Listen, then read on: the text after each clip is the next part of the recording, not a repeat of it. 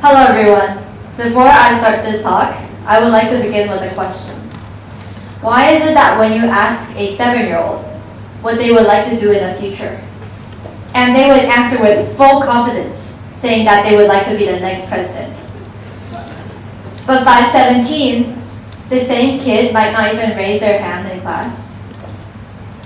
I've had this phase of doubt before.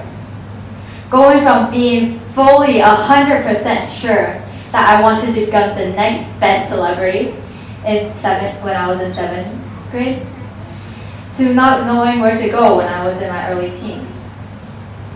So I could really empathize with teens nowadays. Did you know that on average, as adolescents enter high school, their academic performance tends to slide?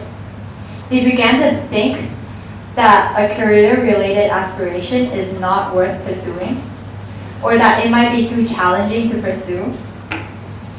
These are factors that could lead to a mismatch between the career they actually pursue and what they initially dreamt of. This is the dream gap, where kids seem to be dreaming smaller than they used to. But why does this occur? What are the reasons behind it? And why do kids seem to lose their shine? Well, I think one big reason would be the realism that we grasp. We start to consider the practical aspects of a job. Like, we start to evaluate ourselves. We start to consider, what are my strengths? What are my weaknesses? And what is my passion? That is completely normal. We should embrace that. But in addition to that, unfortunately, we are constantly influenced, if not bombarded, by social values. Values such as stability, status, reputation, all come into play to affecting our career choices. And worst of all, as a teen, you are more easily affected by these voices. The second reason for this phenomena would be the lack of a concrete step to a dream, a bigger dream, to be specific. Compared to a smaller task like cooking, there is a very specific and step-by-step guide. For example, you might chop the vegetables, throw them into a stove, and cook it. There you have it. But for example, taking my celebrity dream, there's no concrete step. I mean, where's the application portal? How do I even apply? What do I do after I apply?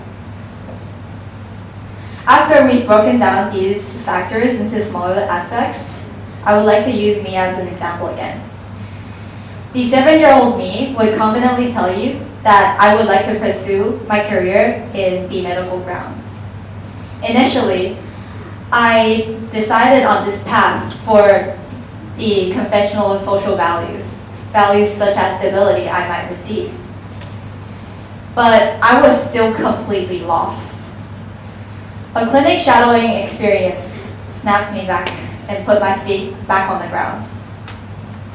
After a long day of appointments, the doctor told me that medicine is a lifelong profession, so think about it.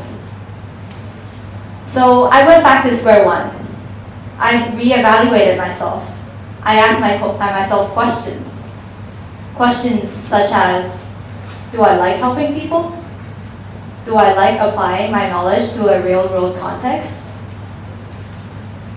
The answer would be yes. But before that, I've had many experiences to kind of create that answer.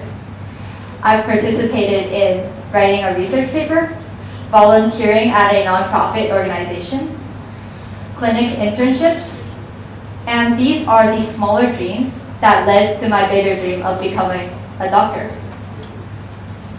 So what I'm trying to say here is what you dream of does not actually matter, nor does the size of your dream. What matters is actually the steps that you take on to chase those dreams. the precious experiences you acquire. It is in that process where you would find self-validation and satisfaction in yourself, which would eventually lead you to that big dream you have in life. Thank you.